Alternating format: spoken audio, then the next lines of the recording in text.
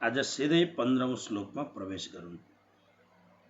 श्लोक बहुत राम्ररी ध्यानपूर्वक पाठ गरौँ। ज्ञानयज्ञेन चाप्यन्ने यजन्तो मामुपासते एकत्वेन पृथक्त्वेन बहुधा विश्वतो मुखम्।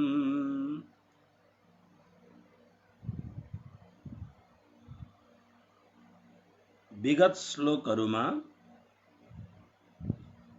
जो भक्ति साधकहरू छन् उनीहरूको वर्णन गरेको छ। तर अरू प्रकारले पनि भगवानको उपासना गर्ने भक्तहरू छन्, भिन्न भिन्न प्रकारले। र ती प्रकारहरू मध्ये के हुन् हेर्नुस्।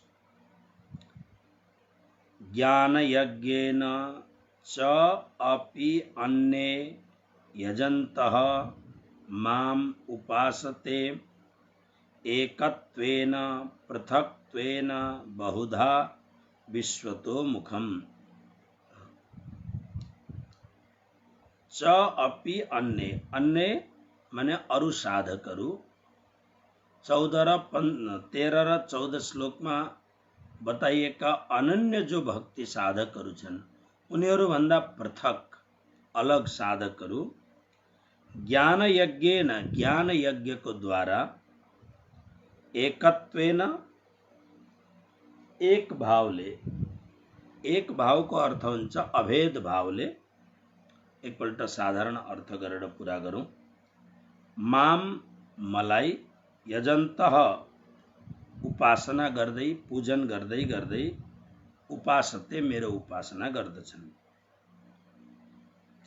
च अनि अपि अनि अरू पनि पृथक्त्वेन अरू कोही साधकहरू विश्वतो मुखम चारैतिर मुख भएको मलाई बहुधा अनेक प्रकारले उपासना गर्दछन्।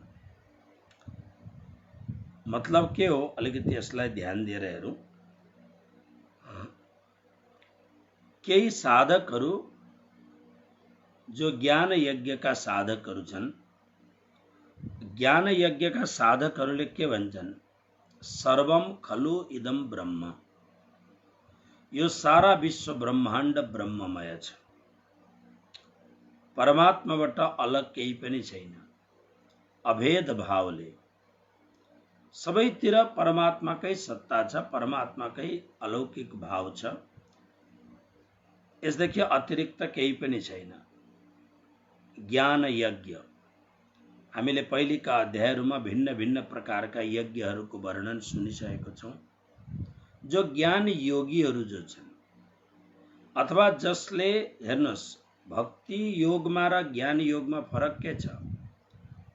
आराध्य एउटै छन् तर जाने बाटो अलग अलग छ। 12औं अध्यायमा पुगेपछि भक्ति योगमा अलिकति यसको लागि स्पष्ट गरेर बताइएको छ। भक्ति योग सामने परमात्माको स्वरूप राखेर, कसैले बालकृष्णको स्वरूप राखेको छ भने, कसैले भगवानको युवा स्वरूप जुन रास बिहारी स्वरूप राखेको छ, कसैले अन्यान्य स्वरूपहरूमा, अलग अलग स्वरूपहरूमा भगवत आराधना गर्दछन्। तर भगवत उनीहरूले के गर्छन् त? अब हेर्नुहोस्, पूजा गर्ने परम्परा के हुन्छ? यदि महानगरमा अथवा जहाँ भए पनि प्रातःकाल ब्रह्म मुहुर्तमा उठेर स्नान आदिबाट निवृत्त भएर अनि फूलहरूको चयन गरेर पूजाको सामग्रीहरू तयार गरेर अनि सामने भगवान हुनुहुन्छ यो भावले, पूज्य पूजकको भावले, स्वामी सेवकको भावले, प्रिया प्रियतमको भावले पूजन हुन्छ। परमात्मा सामने हुनुहुन्छ, म पूजा गर्दैछु, मेरो आराध्य सामने हुनुहुन्छ। त्यसकारणले भावपूर्वक परमात्मालाई स्नान गराउने, तपाईहरु कोही नियम पूर्वक कृष्ण भक्तिको उपासना गर्ने नियमपूर्वक गर्ने भक्तहरूको उपासना पद्धति हेर्नुभयो भने छक पर्नुहुन्छ। जस्तो म हाम्रो उदाहरण बताउँ यहाँ हाम्रो परम्पराको, यसरी नै सबै परम्पराहरूको अलिअलि फरक हुन्छ, तर मन्त्रहरू अलग हुन्छन्, विधाहरू अलग हुन्छन्, तर एकै खालको भाव सबैतिर हुन्छ। प्रातःकाल उठेर मन्दिरमा गइसकेपछि सबैभन्दा पहिले परमात्माको उठापन हुन्छ। यानी हिजो राति सुताएर आएपछि अब विचार गर्नुहोस् कि भक्तको भाव हेर्नुहोस्, परमात्मालाई सुताइदिने। ज्ञानीहरूले यो कुरोलाई मान्दैनन्, परमात्मा पनि कहीँ सुत्छन् भन्ने भावना हुन्छ, तर भक्तका लागि सुत्छन् परमात्मा। राति परमात्मालाई सुताएर यसलाई पौढावनी भनिन्छ। अलिकति पूजाका भक्तहरूका भाषा अलग हुन्छन्, भावसहित यसलाई पौढावनी गर्ने, यानी परमात्मालाई सुताउँ भन्दा हामी घरमा पनि के प्रयोग गर्छौँ भन्दा सुत्ने तयारी गर, म पौढावनी गरेर आउँछु, दुईटै एउटै कुरो यानी म परमात्मालाई सुताएर आउँछु, हाम्रो पनि सुत्ने तयारी गर भनेको यो। तर परमात्माको लागि शब्द प्रयोग गर्दा पौढावनी शब्दको प्रयोग गर्दछौँ। अब पौढावनी गर्दाखेरि मन्दिरहरूमा एकदम विधिपूर्वक पौढावनी हुन्छ। निरत बोलिन्छ सबभन्दा पहिले, निरत होत चौथे भौम में। श्री परमधामको रङ्गमहलको 9 तला भएको रङ्गमहलको चौथो भौममा सन्ध्या रात्रिकालमा अत्यन्त राम्रो नृत्यशाला छ, त्यहाँ नृत्य हुन्छ। र 12,000 सखी मध्ये एउटा सखीको नाम हो नवरङ्गबाई, जसका ग्रुपमा 300 सखीहरूको झुन्ड तयार हुन्छ र 300 सखीहरूले आवृत्त भएकी नवरङ्ग सखीले परमात्मा प्रियतमलाई र अरू 12,000 ब्रह्मप्रियहरूलाई भिन्न भिन्न प्रकारको नृत्य गरेर नृत्य देखाउँछ। नवरङ्गबाई नाम गरेकी परमधामकी सखी। त्यसकारणले हामी पौढावनीमा यो गाउँदछौँ, चौथे भौमा निरत के बाखर नवरङ्गबाई निरत करे। अरू पनि सम्प्रदायहरूमा यो हुन्छ, तर मलाई पूर्ण ज्ञान छैन। तर तपाईहरु त्यो सम्प्रदायमा हेर्नुभयो भने परमात्मालाई रिझाउनका लागि वृन्दावनमा रास हुन्छ, साकेतपुरीमा भिन्न भिन्न प्रकारका लीलाहरू हुन्छन्, यी सबै कुरा हुन्छन्। अब नृत्य भइसकेपछि अनि चौथी भौमबाट पाँचमी भौममा जहाँ शयन लीला हुन्छ, बिचो बीचमा रङ्ग परवाली भनेको हाम्रो नेपालमा त्यो रातो एउटा नङ्ग हुन्छ नि, त्यो पत्थर आमाहरूले यहाँ पुवालो भन्छन् के भन्छन्, त्यो अत्यन्त महँगो खालको जुन त्यसलाई परवाली रङ भनिन्छ, त्यो परवाली रङको मन्दिर छ जसलाई रङ्ग परवाली मन्दिर भनिन्छ, जहाँ राज्य अनि श्यामाजीको विश्राम भवन हो। अनि ठ्याक्कै यसलाई घेरेर चारैतिर 12,000 भवनहरू अरू छन्। त्यसकारणले के भन्छन्, अब यति भएपछि अनि चारैतिर सखीहरू श्री राज्य महाराज र श्यामाजी महाराजलाई विश्राम गराएर आफ्नो आफ्नो भवनमा गएर विश्राम गर्दछन्। रंग परवाले पियाजी को मंदिर, रंग परवाले धनी।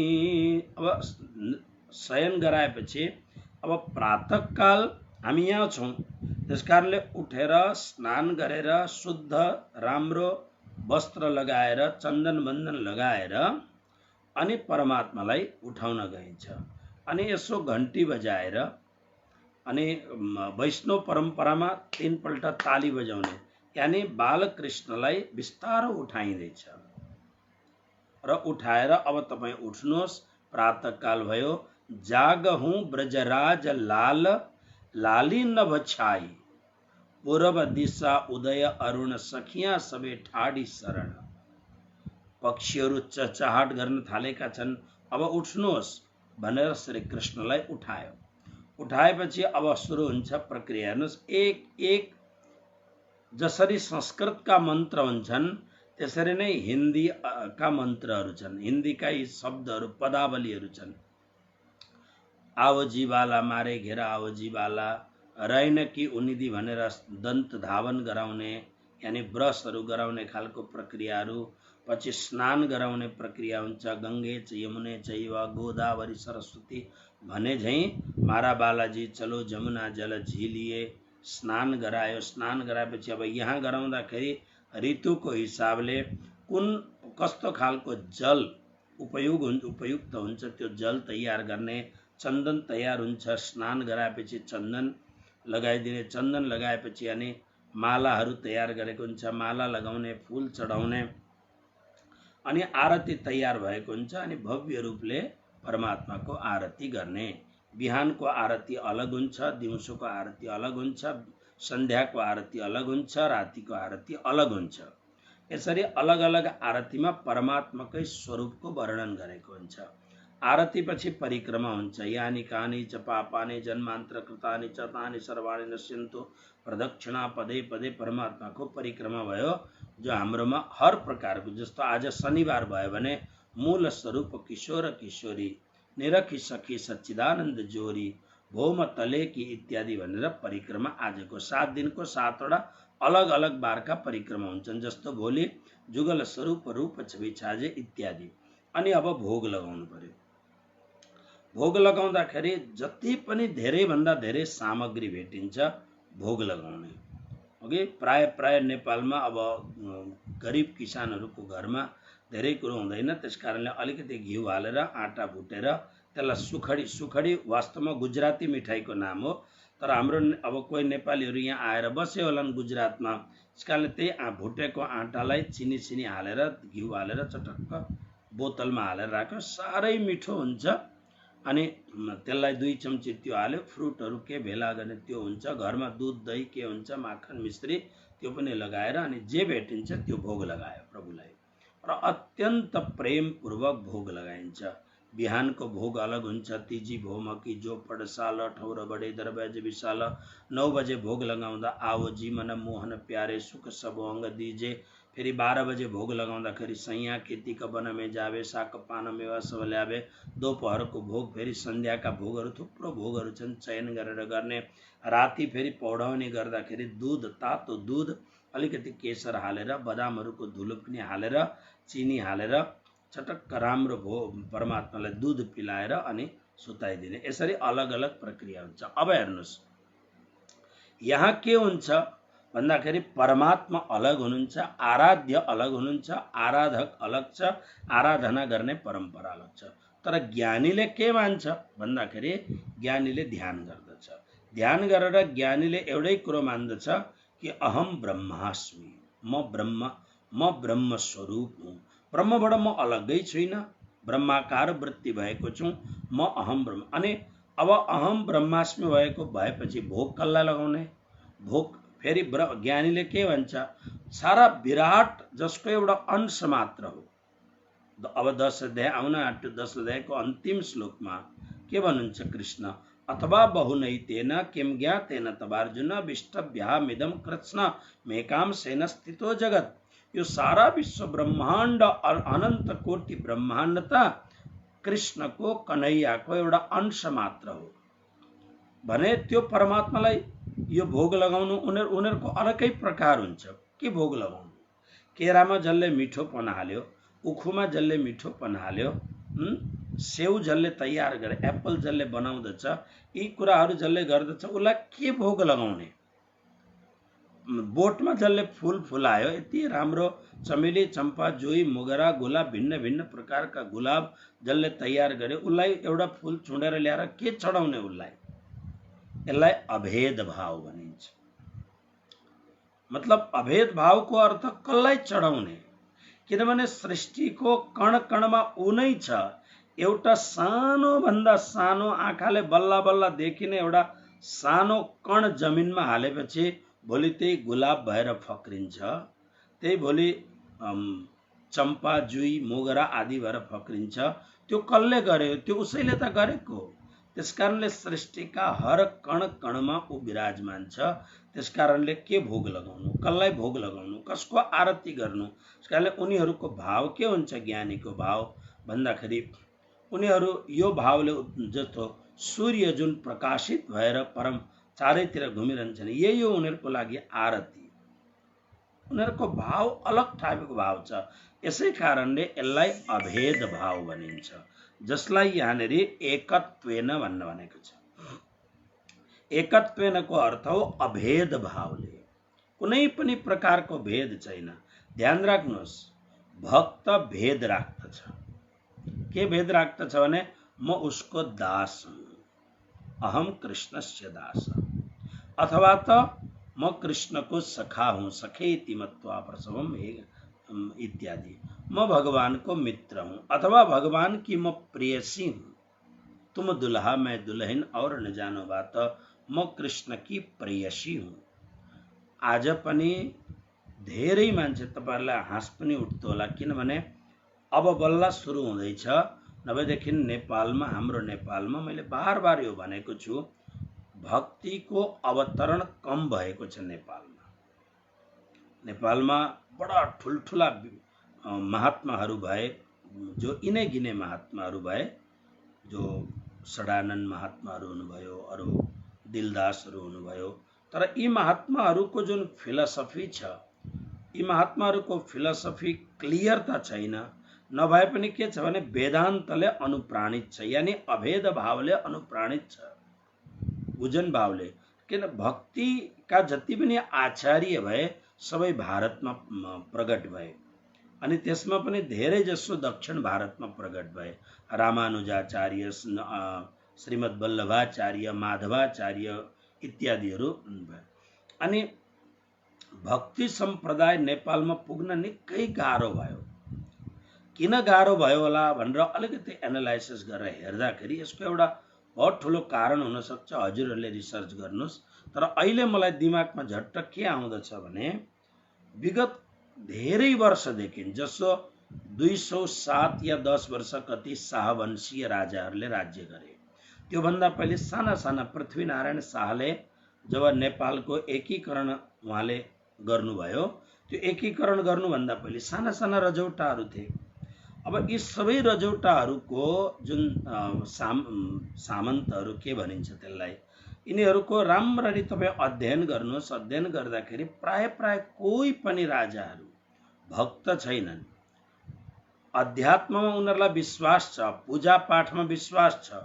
त्यसकारणले उनीहरूले धर्मको डरको आधारमा पूजा पाठ गर्दथे।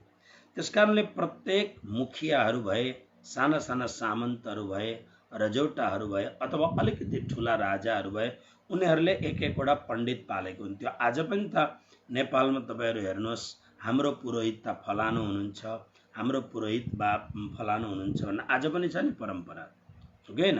हाम्रो कुलदेव अर्को हुनुहुन्छ, हाम्रो उहाँको हजुरबाले नै पूजा गर्नुहुन्थ्यो भन्ने आज पनि चलन छ नि। र प्रत्येक सामन्तहरू, प्रत्येक मुखियाहरू, प्रत्येक गाउँका अधिपतिहरू, तत्कालीन जो साना ठुला राजाहरू थिए, उनीहरू पूजापाठ अवश्य गर्दथे। ज्ञान बहुत कम्ती थियो, थोरै भन्दा थोरै व्यक्तिहरूलाई ज्ञान थियो होला। तर धर्मको एउटा डरले, परम्पराले पूजापाठ गर्दथे। अब उनीहरूलाई बाटो कसले देखाउँथ्यो भन्दा ती पूजा गर्ने कर्मकाण्डी आदरणीय ब्राह्मणहरूले कर्मकाण्डको बाटो देखाउनुहुन्थ्यो। उहाँहरूले जे भन्नुभयो ती मुखियाहरू, ती रजौटाहरू, राजाहरूलाई त्यही नै धर्म भयो। अब अलिकति दिमाग लगाएर ध्यान दिएर हेर्नुहोस्, आज पनि तपाईको घरमा, तपाईको पासमा जो मान्छेहरू कर्मकाण्ड गर्न आउनुहुन्छ, निस्सन्देह उहाँहरू बहुत राम्रो काम गर्दै हुनुहुन्छ। यो यतिखेर विधर्मीहरूले देशलाई बर्बाद गर्ने अवस्थामा पनि धोती कसेर, लङ्गौटी कसेर आफ्नो सनातन धर्मका लागि उहाँहरू गाउँ गाउँ घुम्नुहुन्छ, यजमानले बोलाएको ठाउँमा गएर पौरोहित्य कर्म गर्नुहुन्छ। आदरणीय कार्य हो। तर उहाँहरूलाई ज्ञान कति हुन्छ?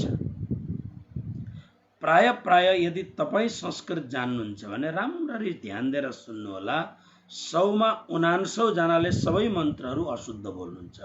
तर परम पूज्य डोङ्ग्रे महाराजले के भन्नुहुन्छ भने यदि उत्तम ब्राह्मण छ भने उसले बोलेको मन्त्र अशुद्ध भए पनि त्यो मन्त्र शक्तिशाली हुन्छ। यदि राम्रो ब्राह्मण छ भने, राम्रो ब्राह्मणको परिभाषा मैले थुप्रोपल्ट दिएको छु। यदि राम्रो ब्राह्मण छ भने उसले अशुद्ध नै मन्त्र पढे पनि उसको अशुद्ध मन्त्रमा सामर्थ्य हुन्छ, शक्ति हुन्छ, आशीर्वाद हुन्छ। तर हिजो आज शूद्रहरू धेर जसो राम्रो मन्त्र पढ्दछन्। यसले कसैलाई सायद दुःख पनि लाग्दो होला। शूद्रहरू राम्रो, किनभने बनारस गयो अथवा वृन्दावन गयो अथवा हरिद्वार गयो, अब वहाँ गएर आफ्नो जातिहरू लुकाएर पढ्दाखेरि भइहाल्छ, संस्कृत विद्यालयमा प्रवेश पाइहालिन्छ। पढ्दा राम्रो कुरो हो पढ्दाखेरि। अनि उनीहरू आउँछन्, आएर आफ्नो जाति लुकाएर तल लेखेको हुन्छ, शास्त्री लेखिरहेको हुन्छ। अब कसले सोध्ने? फेरि अब स्वरहरू राम्रो हुन्छ, मिठो हुन्छ, कार्य गर्दछन्, राम्रो कुरो। अब तर हाम्रो परम विद्वान परम पूज्य डोङ्ग्रेजी महाराज के भन्नुहुन्छ भन्दाखेरि उत्तम भगवानले कृपा गरेर जसलाई ब्राह्मण शरीर दिनु भएको छ, यो बहुत ठुलो कृपाको कुरो हो। यसकारणले ब्राह्मण शरीर प्राप्त भएको योग्य व्यक्तिले मन्त्र पढ्नु, आशीर्वाद दिनु र अरूले चाहिँ काम गरेको हो। त्यो अरूले आफ्नो आजीविकाको लागि कार्य गरेको अथवा त सनातन धर्मको संरक्षणको लागि आफ्नो समयको बलिदान गरेको, त्यो राम्रो कुरो हो। तर वास्तवमा कर्मकाण्डको हिसाबमा जसलाई आदरपूर्वक आदर दिनुपर्छ र जसले गर्दाखेरि यो भाव राम्रो हुन्छ त्यो त ब्राह्मण। त्यसकारणले शास्त्रमा ब्राह्मणको महिमाको बहुत ठुलो वर्णन गरेको छ। श्रीमद् भागवतको 10वां स्कन्धमा जब गर्ग ऋषि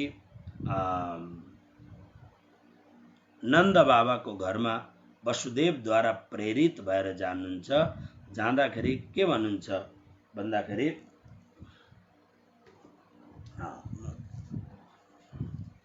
के भन्नुहुन्छ वसुदेव नन्द बाबा भने हजुरले कृष्ण बलरामको हजुरले नामकरण संस्कार गरिदिनुहोस् भन्दाखेरि म त वसुदेवको गुरु हुँ नन्द बाबा, तपाईको गुरु त साण्डिल्य ऋषि हुनुहुन्छ भनेर भन्दाखेरि अनि त्यतिखेर साण्डिल्य ऋषिले पनि किनभने गर्ग ऋषि बहुतै ठुलो नाम थियो गर्ग ऋषिको, र गर्ग ऋषिलाई प्रणाम गरेपछि गर्ग ऋषिलाई नन्द बाबाले जुन कुरो भन्नुहुन्छ, नन्द बाबालाई त माध्यम बनाएको भनेको त सुखदेवजी महाराजले हो।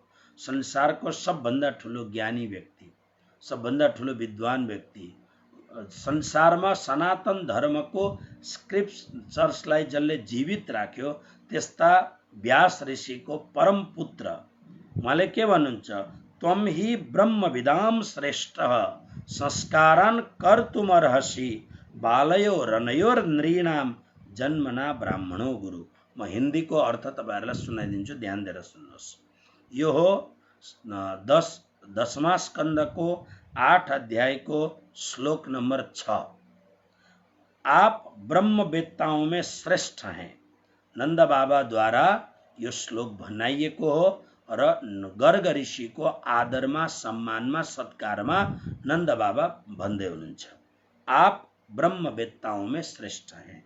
हजुर सम्पूर्ण ब्रह्मवेत्ताहरूमा, ब्रह्मलाई जान्ने व्यक्तिहरूमा सर्वश्रेष्ठ हुनुहुन्छ। इसीलिए मेरे इन दोनों बालकों के नामकरण आदि संस्कार आप ही कर दीजिए, हजुरले नै गर्नुहोस्। क्योंकि ब्राह्मण जन्म से ही मनुष्य मात्र का गुरु है।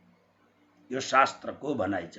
अब ब्राह्मणले आफ्नो मर्यादामा रहेर गुरु बन्ने हो कि अथवा ब्राह्मणले अधमाधम शूद्र बन्ने हो, त्यो ब्राह्मणले निर्देश जान्ने।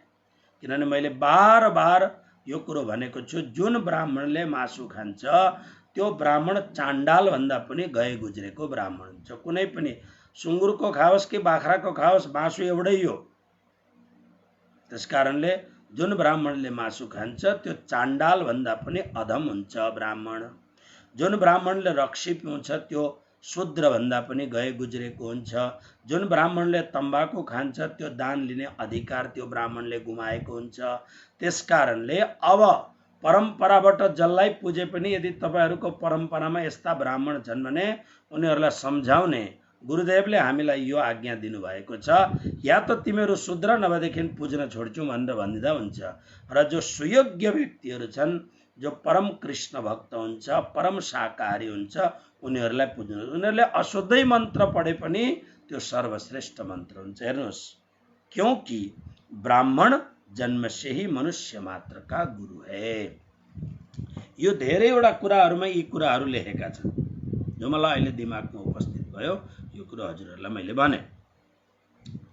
र यो प्रकारले जुन ज्ञान यज्ञ, अब हेर्नुहोस् त, हामी जो पूजा पाठहरू गर्दछौँ अथवा ब्राह्मण बन्धुले जुन पूजा पाठ गराउनुहुन्छ, पूजा पाठ गराउँदाखेरि सामने भगवान हुनुहुन्छ, हामी अलग छौँ हैन, र पो पूजा पाठ हुन्छ त।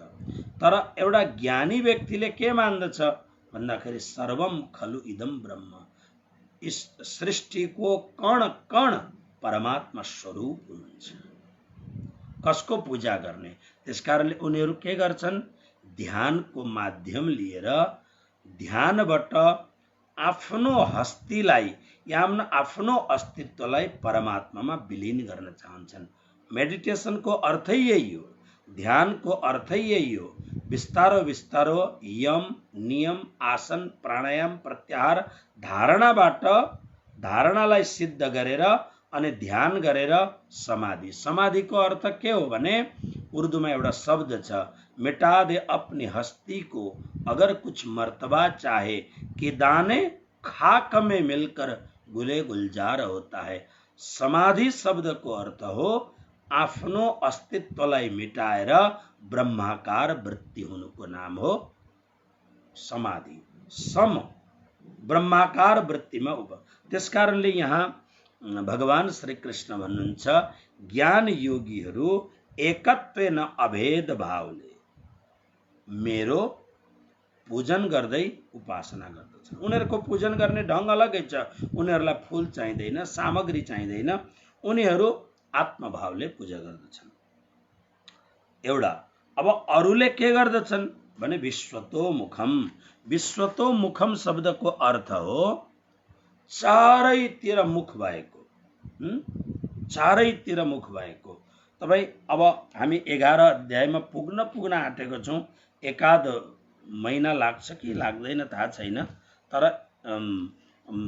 जब हामी 11 अध्यायमा पुग्दा भगवानको विराट स्वरूपको जब हामी वर्णन सुन्छौँ, वर्णन सुन्दाखेरि भगवान के भन्नुहुन्छ, अर्जुनले के भनेका छन् भगवानलाई, बाप रे बाप, चारैतिर जता हेर त्यतिखेर त्यतातिर तपाईँ नै मात्रै हुनुहुन्छ, तपाईँ नै मुख बाएर बस्नुहुन्छ। द्रष्टा करालानि चते मुखानि दृष्टैव काला नलसन्निभानि दिशो न जाने नलभेच शर्म प्रसिद्ध देवेश जगन्निवास अमी चत्तम धृतराष्ट्रस्य पुत्रा। यी सब मानौ यो अर्जुनले कस्तो देख्दैछन् भन्दा मानौ यो सम्पूर्ण महाभारतमा उभिएका सेनाहरू भगवान विराट स्वरूपको मुखमा प्रवेश गर्दैछन् र चारैतिर जहाँ हेरो त्यहाँ मात्र विराट स्वरूपको मुख मात्र देखिन्छ। यस्तो लेली हसे ग्रसमान समन्तात, सम्पूर्ण लोकलाई प्रज्वलित मुखद्वारा मानव विराट स्वरूपले निल्दै हुनुहुन्छ जस्तो अनुभव भएको छ। यस्तो खालको भगवान श्री कृष्ण भन्नुहुन्छ। त्यसको पछि विराट स्वरूपको रूपमा कालोस्मि लोकक्षयकृत प्रवृद्धो लोकान समाहर्तुमिह प्रवृत्त ऋतेपि त्वां न भविष्यन्ति सर्वे एव स्थिता प्रत्यनिकेषु योधा। भगवान श्री कृष्णले भन्नुभयो, म अब अर्जुन तिमीले यदि युद्ध गर्दैनौ भने पनि कोही बात छैन, म अब कालको स्वरूप मैले धारण गरेको छु। कालोस्मि, म अब यो सम्पूर्ण ब्रह्माण्डलाई समाप्त गर्ने काल भइसकेको छु। काल अस्मि, म काल हुँ। के गर्छु म अब? लोकक्षयकृत प्रवृद्ध, यो सम्पूर्ण संसारलाई क्षय गर्नका लागि, नाश गर्नका लागि बढेको म कालाधिकाल महाकाल म नै हुँ। भनेर भगवानले जुन भन्नुभएको छ, यही कुरो यहाँ भगवान यो 9 अध्यायमा भन्नुहुन्छ। कसैले कसरी उपासना गर्दछ भन्दा विश्वतो मुखम, चारैतिर मुख भएको मेरो जुन विराट स्वरूपलाई सेव्य सेवक भाव मानेर, हे प्रभु हजुर स्वामी हुनुहुन्छ, म हजुरको सेवक हुँ। सेव्य भनेको स्वामी स्वरूप, हजुरको म सेवा गर्नका लागि हजुर मेरो योग्य हुनुहुन्छ र म हजुरको सेवक हुँ, म सेवा गर्दछु। सेव्य सेवक भावले अनेक प्रकारले विराट स्वरूपको उपासना गर्ने कोही भक्तहरू छन्। जस्तो तपाईहरुलाई पनि याद होला एउटा श्लोक, बहुत सुन्दर श्लोक, हामी पूजा पाठ गर्दाखेरि प्राय हाम्रो कर्मकाण्ड विद्वानहरूले, आदरणीय विद्वानहरूले गर्नुहुन्छ। त्यो श्लोक तपाईहरुलाई पनि याद होला। कायेन वाचा मनसेन्द्रियैर्वा बुद्ध्यात्मना वा नुसृत स्वभावात् करोति यद्यत् सकलं परस्मै नारायणायेति समर्पयेत् तत्। यो श्रीमद् भागवतको 11 अध्यायको 11 स्कन्धको 2 अध्यायको 36 श्लोक हो। तर यही श्लोक कर्मकाण्डमा अर्को ढंगले पनि पाठ गरिन्छ। कायेन वाचा मनसेन्द्रियैर्वा बुद्ध्यात्मना वा प्रकृते स्वभावात् करोमि यद्यत् सकलं परस्मै नारायणायेति समर्पयामि। यो प्राय हाम्रो विद्वान कर्मकाण्डीहरूले पाठ गर्नुहुन्छ। के यो शब्द के हो भन्दाखेरि यो श्लोकमा एकदम यो सटीक फिट बस्छ। हेर्नुहोस्, शरीरले, कायेन वाचा वाणीले, मनसा मनले, इन्द्रिय इन्द्रियहरूद्वारा, बुद्धिद्वारा अनि आत्मना बुद्धिद्वारा, अहंकारद्वारा अथवा त आफ्नो स्वभावद्वारा मनुष्यले जे पनि गर्दछ अथवा म जे पनि गर्दछु, हे परम पुरुष भगवान नारायण, यो सबै मैले आफ्नो भावपूर्वक हजुरलाई समर्पण गर्दछु। नारायणायेति समर्पयामि भनेर प्रार्थना गर्ने गरेको छ।